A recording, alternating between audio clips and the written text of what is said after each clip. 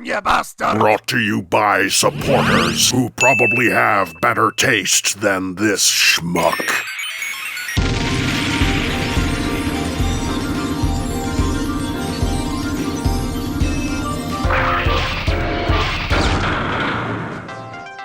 There's a lot of power you can wield from a name alone. When we ascribe certain meanings to certain words, it can put ideas in our head without even lifting a finger. With third-party companies, simply mentioning a name brings about certain ideas. Fans Toys, X-Transbots, New Age, Data. They've all put in the groundwork to set themselves up, and as a result, they each have a pedigree. But what happens when that pedigree is betrayed? What happens when a mangled corpse of a company uses the trust built up and puts out something so undercooked, so unfinished, that it feels like an insult to anyone who's collected from the early days? What do you think when you hear the words DX9? Carry? Gavolt? Maybe some of their older Legends figures? Well, you certainly don't think one of the most bloated Legends figures in recent memory, but unfortunately, that's where we are now. Greetings, Cybertronians. I'm DrLockdown, and today's diagnosis pertains to DX9 Mini-01 Vasili, whose real name should be Doubledealer, but I don't think he deserves that moniker.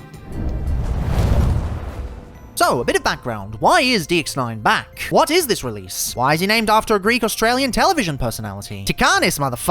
Those last two, I have no idea, but to explain the context, let's go back to the start of third-party Legends. Iron Factory hits the scene with an upgrade kit for Thrilling 30 Metroplex, an upgrade kit so good it's considered more so its own standalone release. The floodgates open, and they commit to making a whole series of small-scale figures. Seeing the runaway success, DX9 follows suit and releases a few small packs that do the same. They're not as consistent as Iron Factory, likely because their efforts are split between Legends and Masterpiece, but with their far more realized alternate modes compared to the competition at the time, they're able to carve out a niche for themselves. Of course, at the time, DX9 is in a long-term collaboration with another company, Unique Toys. They'd worked together on many projects before, and with this new scale, it was an opportunity of a lifetime. Soon enough, Unique Toys starts releasing Legends figures in the same style as DX9, only they tackle the Headmaster lineup, while DX9 focuses primarily on the Sunbow Toon stuff. They're very much cut from the same cloth, though personally I've always found Unique Toy stuff a bit better engineered. Things seemed to be going well, until they weren't. For whatever reason, DX9 and Unique Toys split and go their separate ways. With this, a rebrand on both fronts was required. DX9 starts a new arm of the company, New Age, and Unique Toys puts into order a new initiative, Magic Square. It's like the goddamn ending of Transformers 1, Jesus. And from there, you'd think that would be the end of it, but surprisingly, it gets even weirder. A mere year ago, New Age splits off from DX9 to become its own company. Nothing in regards to details is known why, but given some controversy surrounding designer pay on the Masterpiece-alike side of things, hazarding a guess is pretty easy. Without new Masterpiece releases and without new Legends releases, DX9 is in a bit of a pickle. Sure, they can re-release their old figures and they proceed to do so, but that won't last forever. Someone needs to bail them out.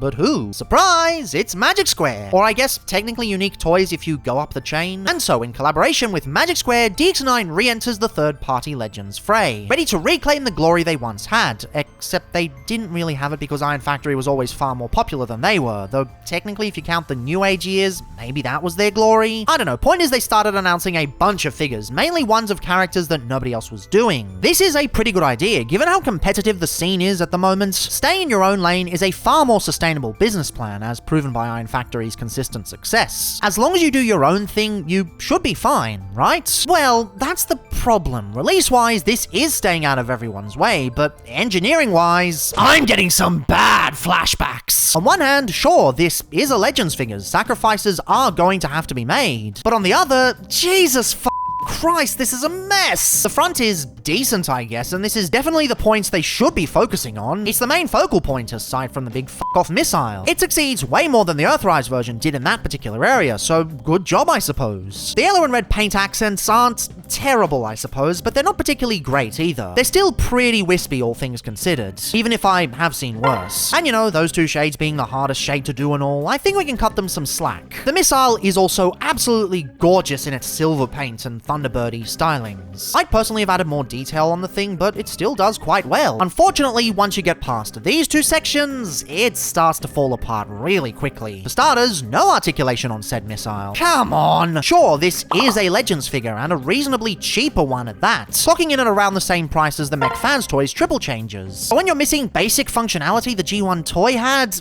yeah, no, not cool. It's not something bonkers like Scramble City or spring-loaded tech specs on a Headmaster. This is plain and simple rotation. And no, I don't think the engineering is an excuse. The G1 toy also attached this missile to its head. Come on, idiots. And that's the least of this figure's issue. Take a look at the sides here. What the actual f*** am I looking at? Do I really need to explain why this looks so bad? The arms are super messy, trying to slot into place in a clever and unique sitting, but not going all the way and ending up looking messier than if they just left them sitting down. Folks, this was supposed to be a fan mode on the Earthrise one, not a genuine transformation system. Then you get to the sides and it starts channeling Classics Ironhide. Just a mess of panels and polygons. I can't point to anything in particular that ruins the sculpts because everything ruins the sculpts. It's like they tried to pull off an ambitious New Age-esque conversion, but didn't actually know how to do it. So all the panels just stop short. And then up top, oh looky, the torso bits are sticking out. I realized that as the original was just a parts-forming panel, it is difficult to re-engineer it into the body directly. But honestly, the Earthrise version had the right idea, just having it sit flush in the middle. I swear to God, if this toy gives me a newfound appreciation for Earthrise, I'm gonna flip a table. But back to the toy at hand, these are hella obnoxious. Perhaps on a better toy I could cut it some slack, but when the entire back section looks, well, like this, yeah, no, I'm gonna complain about it. And perhaps worst of all, this thing feels like a piece of shit.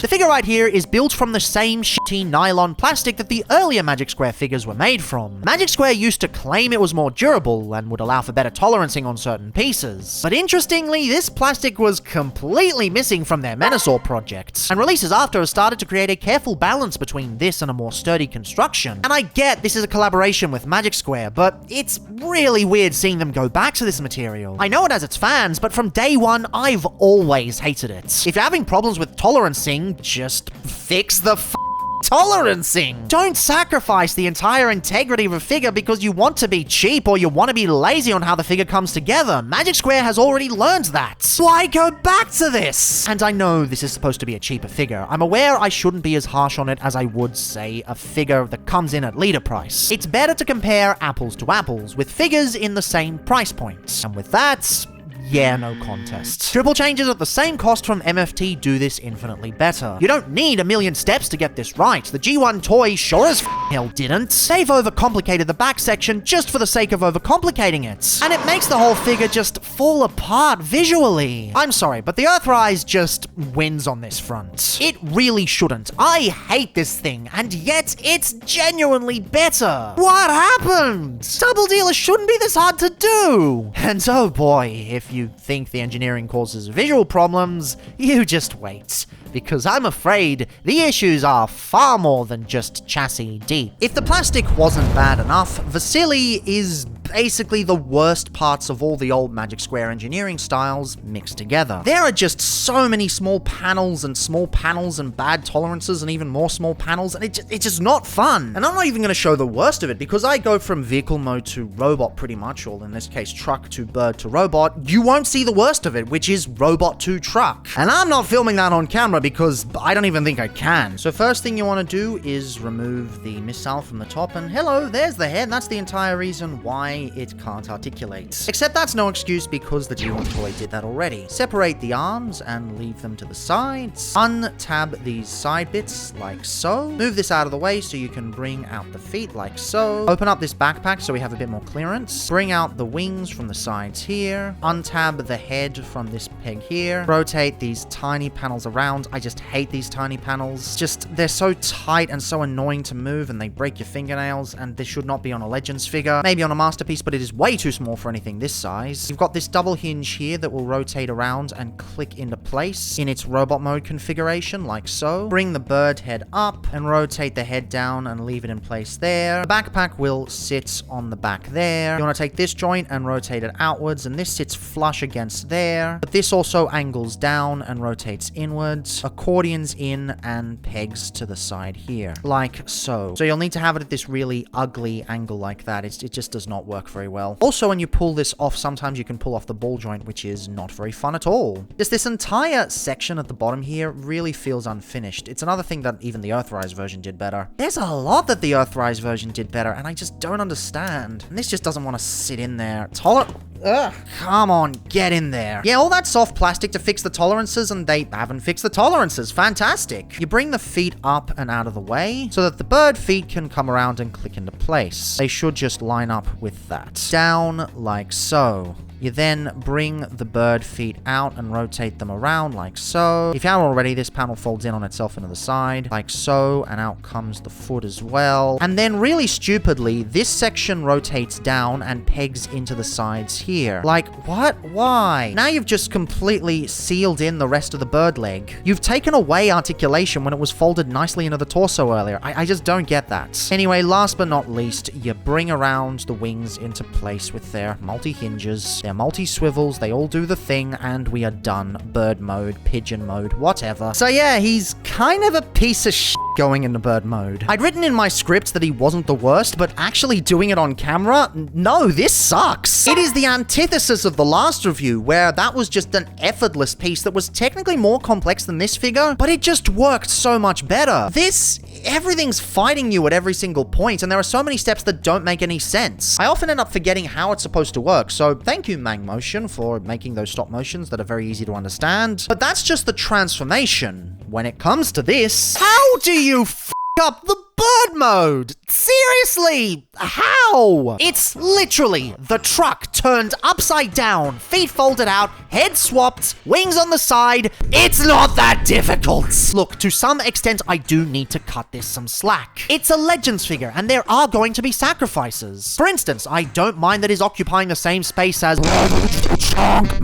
he's more pigeon than eagle, and that's okay. He's a small fella, things are gonna happen. But there are just things here and there that bring the whole experience down. The head is rather nicely sculpted with an extra pronounced crest at the top. It looks really mean and could be truly brilliant. But the paint, it's just awful. The red is even duller than it was in truck mode. The yellow is both slop city and done really shittily. For all the difficulty of doing this color, they still haven't put in any efforts. What is this? One coat? Fuck off. I can forgive the lack of an opening beak, given it's really tiny, but being completely hollow from the underside? Really? And there is no articulation on this thing. Like, bruh. Even the Earthrise gave better heads. In fact, the posing on this thing kinda sucks. There's articulation in the legs, but as they're surrounded by kibble, none of it actually works. And sure, the wings work okay, but they come with their own caveats. That caveat being they suck muck kick dick. They are, without a doubt, the worst wings I have ever come across on any Transformer adjacent products. They may have more articulation than most I've covered on this channel, but it comes at the cost of being so ridiculously flimsy. It's a perfect unholy union of shit old style Magic Square plastic, awful joints, and being thinner than your chances at finding a Legacy Nova Prime on the aftermarket. These are so thin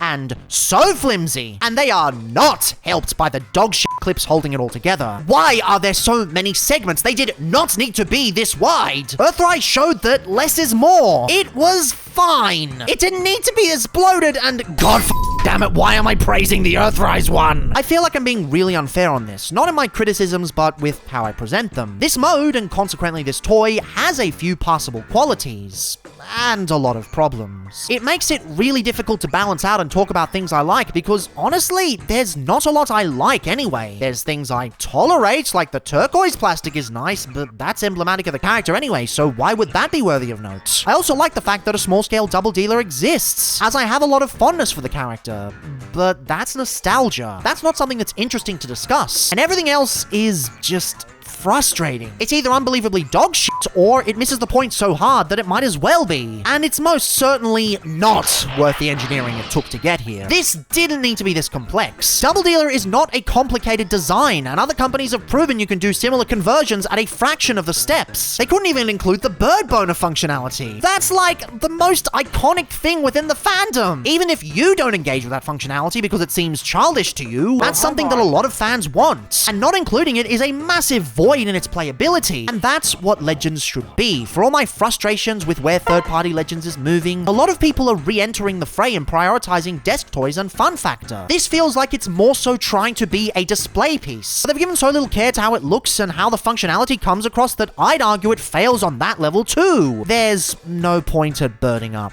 If the designers didn't care, why should you?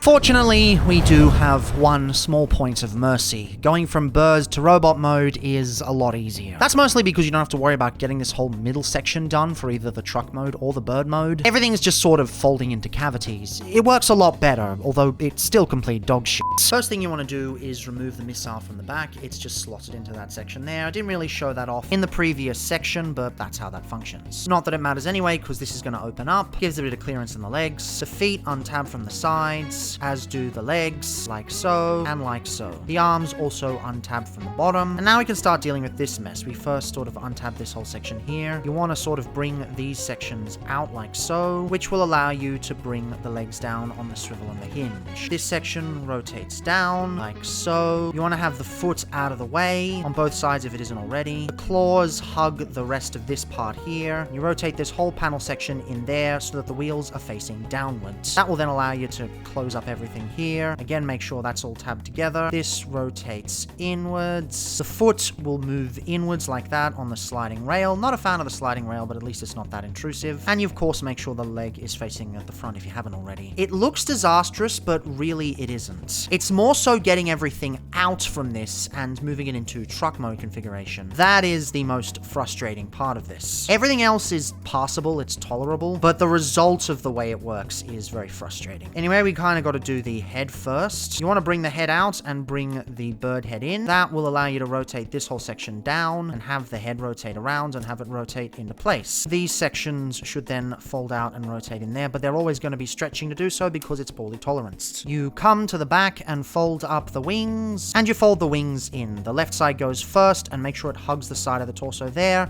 and then the right side on top of it. The arms rotate inwards and fold forwards. They are on sliding rails as well, not ideal. Then everything should close snugly. If these bits haven't automatically folded in, you just push them in. In fact, this side has automatically done, but it still needs pushing in. Yeah, open up the hand, fold out the fist. There we go. And, oop, there we go. As I said earlier, these bits tend to pop off sometimes. I do like that they use ball joints on these fold-out wrists. It means you get some nice wrist articulation, even if this isn't a design that makes use of that much. But we're basically done with that. Just make sure the side panels are out for ease of motion in the hips. And, of course, separate the accessories. One pegs on the shoulder, and the other one has the handle fold out and pegs on the wrist, like so. Actually, not the wrist, it's more the fist. But you get the idea. And yeah, not that bad, but only because going to this specific mode isn't where the problems are. Again, it's very difficult to show on camera, so I'm glad that this format doesn't allow it, but going the other way is an absolute nightmare. Getting all of that shit lined up and all of those tabs and all of those panels with this gummy plastic, it just makes this whole thing feel icky. It feels like Magic Square Optimus Prime's legs on steroids, or Ragnar as a whole on steroids. It's just not a fun transformation, and I just don't get why. It's Doubledealer. He is a very simple character, and yet,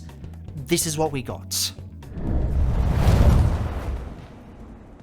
In robot mode, Doubledealer is fine, I guess. This is easily the best of the three modes, hinting that this is what they prioritized. The whole package reeks of prioritizing display over play, and at the end you're left with a figure that doesn't really warrant the whole process to get here. It's adequate in this mode, which makes this whole hullabaloo really disappointing. Head sculpt is fine, I guess. It's definitely very anime double clouder accurate, and that could be used as the basis for a good design, but with how mushy the plastic is, it just doesn't come across very well. That's the other side of using these shitty materials. They just end up washing out all of the detail. And before anyone interjects in the comments, Doubledealer and Double Clouder are basically the same thing. Minor differences in the toy, different fiction between Japan and the West, that's it. It's like people who insist on everyone else calling Robots in Disguise Prime Fire Convoy, or Micromaster Stakeout Holly. They're basically the same thing, or at least they were until HasLab. The torso, I don't know what this is supposed to be accurate to. Certainly not the toy, or the anime, or the brief appearance in the Marvel Comics. And since it's not accurate to anything, am I allowed to call this shit? I think so. I like that we've got the red on the side, and it's painted reasonably well. It's weird how inconsistent the paint has been on this thing. But then you get to the middle, and it's just a great big nothing burger. The blue on the side blends in with the turquoise surrounding it, partially because it's so sloppy and fades out before it reaches the end of the cutouts. The hinges are really unsightly, and I could forgive them thanks to the size of this figure if the middle had any detail to it. It's just so undercooked, and the little detail that is there gets lost in, again, the shitty cheap plastic. Nothing below works that well too, with a borderline unfinished waist section thanks to the hinges required for transformation. I realize it's meant to house the Power Masters, but this thing really needed to be more filled in. Speaking of, not much to say about these two. They're fine for the size. At this small, so small I can't even get close enough to film a dimension shot, they do about as well as they can. At least they're painted very well, probably the best painted part of the set, which is pretty sad. Unfortunately, because of how this functions, these just sit way too far out. They look taped on like a kid bash more than a proper figure. And if that wasn't bad enough, they render the waist swivel unusable. That's not cool. And like, I could forgive the proportional dissonance and the articulation locking in better circumstances. It is, again, quite a small figure. But when everything on this figure ranges from mediocre to rubbish, why should I go easy when there's nothing genuinely exciting to balance it out? I guess the accessories are somewhat exciting, but newsflash, every double dealer in history does that, except that undercooked Thrilling 30 version. But arguably, I still get more enjoyment out of that malformed thing. Articulation is decent, I guess. Aside from a wonky waist swivel that gets a bit stuck on the backpack and the aforementioned Power Master issues, most of it functions. I like that they use ball joints in the wrists so they can fold out and maintain rotation, and the legs are really well done. I have to wonder if it was all worth it though. I'd happily take a less articulated figure if the engineering was any better. And that's only what you've seen. Given my review structure, it's somewhat difficult to show the full extent of the fuckery. Robot to truck is disastrous. Like, this might be the worst transformation I've dealt with all year. This is Ragnar levels of bullshit. All for Doubledealer, one of the simpler G1 figures. The only part of the robot mode I can say I genuinely enjoy is the legs. They're nice, long, well-proportioned, and reasonably clean. But when I think of what it took to get here, nah, it's not worth it.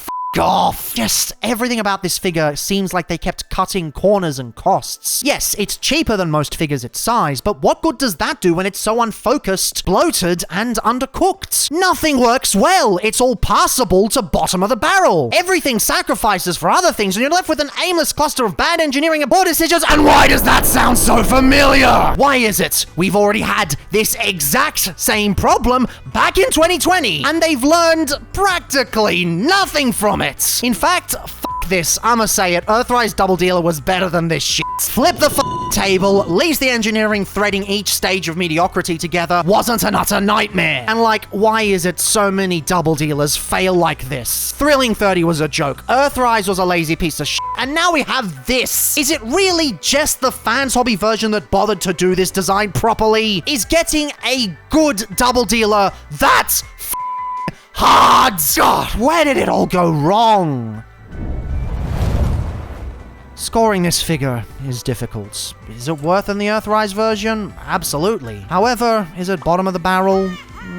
Not really. For as irrationally angry as this one makes me, it's not entirely bad. Half of it is god-awful and half of it is just mediocre. Not even a split, mind you. It's all mixed and coagulated into an undercooked Doubledealer sauce. And what sucks is this might be it for this scale. Other companies aren't particularly giving to characters like this in the current landscape. Doubly so now that the Dr. Wu conglomerate is shifting towards Micromaster scaled stuff. And it just makes me sad because DX9 is working on interesting stuff. And now that stuff is all tainted. A new Chrome Dome? Nah, I'll stick with the original. A new Power Master Prime? I mean, I kinda want to try the eventual Fire Guts version that they've gotta make someday, but should I really risk it? What's most frustrating of all is it betrayed my trust. DX9 was a company that wasn't amazing at Legend scale. In fact, there were far more stinkers than soarers, I'd say, but on the whole, they made some really good stuff. And now they shift into something like this, a Zeta-esque misunderstanding of what makes the scale so fun to collect. There's a lot of power you can wield from a name alone. When we ascribe certain meanings to certain words, it can put ideas in our head without even lifting a finger. The name DX9 carried a certain meaning, and now there's a chance it might be lost. It's going to take something spectacular to forgive them, especially for as big a Doubledealer fan as I am. But as always, fandom public consciousness is a conversation, so drop your thoughts on this catastrophe below. Have you been a fan of DX9 since the early days, or is this something new to you? Do these sorts of engineering styles appall you or excite you? Is there hope for triple changes of the Legend scale in the future? Well, there is one more triple change you will be taking a look at this month, but that's a few days off. In the meantime, we return to some other mini projects tomorrow. For those not aware, this review is part of the 5th sort of annual Legendary Marathon, a celebration of all things small scale. 6 full reviews, 25 mini reviews. Tomorrow we return to the smaller projects and examine why not every upgrade company can excel at small scale figures in the same way Iron Factory did. You've got to have class, you've got to have vision, and tomorrow we see a company that didn't. But until then, as always, remember, there's a context for everything. Till next time!